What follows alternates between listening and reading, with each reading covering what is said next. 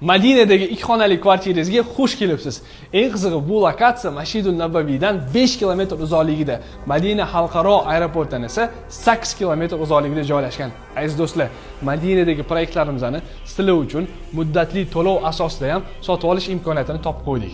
Ya'ni siz 20% hozir to'lab, qolgan summani 18 oy davomida to'lash imkoniyatini sizga taqdim etamiz. 2026-yil yanvar oyidan endi siz Makka, Madina, Jidda shaharlaridan ko'chmas mulk xarid qilish huquqiga ega bo'lasiz. Buning uchun siz saudiyalik bo'lishingiz shart emas, iqoma yoki kompaniyangiz bo'lishi shart emas.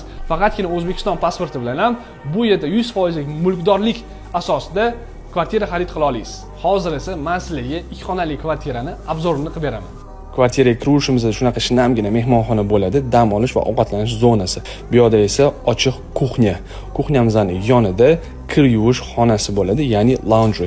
Eng qiziq uni yonida kladovka qilib qo'ysangiz bo'ladi yoki xizmatkorlar uchun alohida xona. Eng qiziq bu xona o'zini sanuzel bilan birga keladi.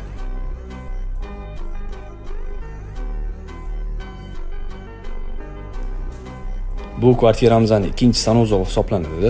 To'laqonli sanuzel. Chap tarafimizda esa birinchi spalni, ya'ni bu xonani mehmonlar uchun mehmonxona qilib qo'yasiz. Bilasiz, o'zbeklarning mehmoni ko'p bo'ladi. Xohlasangiz buni detskaya qilib qo'ysangiz ham bo'ladi. Bu tarafimizda master bedroom, ya'ni ota-onalar xonasi. Eng qizig'i, bu xonamizda balkoni ham bor. Balkondan esa Uhud tog'i ko'rinib turadi. Aziz do'stlar, kvartiramiz Masjidul Nabaviydan 10 daqiqalik masofada joylashgan. Ko'proq ma'lumotga ega bo'lish uchun pastdagi havola bo'yicha o'ting.